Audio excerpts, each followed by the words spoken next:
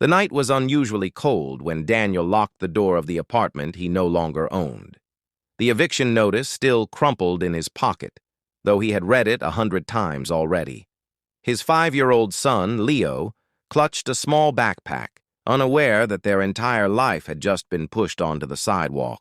Daniel had tried everything.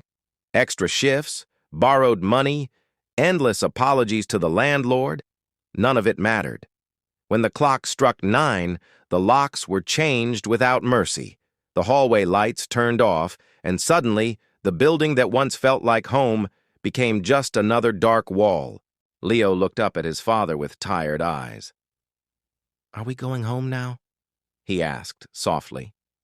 Daniel forced a smile and nodded, though he had no idea where home was anymore. He wrapped his coat tighter around his son and stepped into the empty street. They walked for blocks under flickering streetlights. Daniel's phone battery had died hours ago, and his wallet held little more than bus tickets and a photo of Leo's mother, who had passed away 2 years earlier. The city felt louder than usual, yet painfully empty.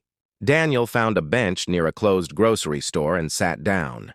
He placed Leo beside him and gave him the last granola bar from his bag. Leo ate quietly, swinging his legs, trusting his father completely. That trust hurt Daniel more than the cold ever could. As midnight approached, Leo's head slowly leaned against Daniel's arm. He fell asleep, breathing softly, unaware of the fear crushing his father's chest. Daniel stared at the road, wondering how quickly a life could fall apart without warning. Rain began to fall lightly, soaking the pavement. Daniel tried to shield Leo with his coat, but his own clothes grew heavy and wet. He whispered promises to his sleeping son, promises he wasn't sure he could keep anymore. Just then, headlights slowed nearby. A black car rolled to a stop across the street. Daniel didn't look up at first. He had learned that hope could be cruel. But the car door opened and footsteps approached. A man in his late 40s stood a few feet away, holding an umbrella. His voice was calm but concerned. "Sir, are you all right?" Daniel hesitated, pride fighting desperation. He shook his head slightly, unable to speak. The man noticed Leo asleep on the bench. His expression changed.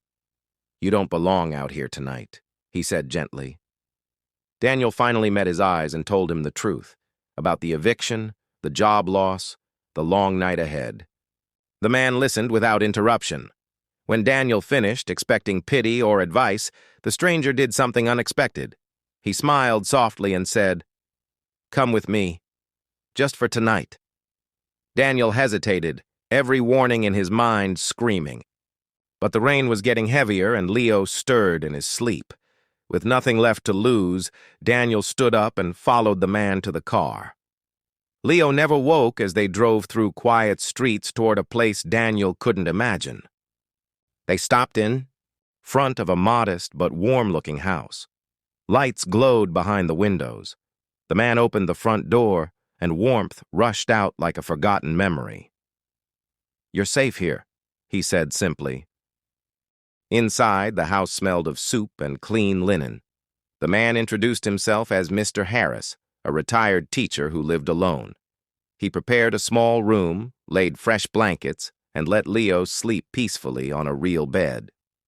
Daniel sat at the edge of the mattress, tears silently falling for the first time in years. Not from sadness alone, but from relief. Someone had opened a door when the world had closed every other one. The next morning, sunlight filled the room. Leo woke up smiling, excited about the breakfast waiting downstairs. Over coffee, Mr. Harris listened more. He offered Daniel temporary work helping with repairs and contacts from his old teaching days. Days turned into weeks. Daniel worked hard, grateful for every opportunity. Leo started school nearby.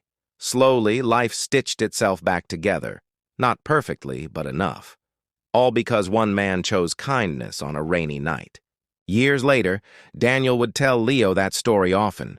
Not as a tale of loss, but as proof that even in the darkest moments, one open door can change everything.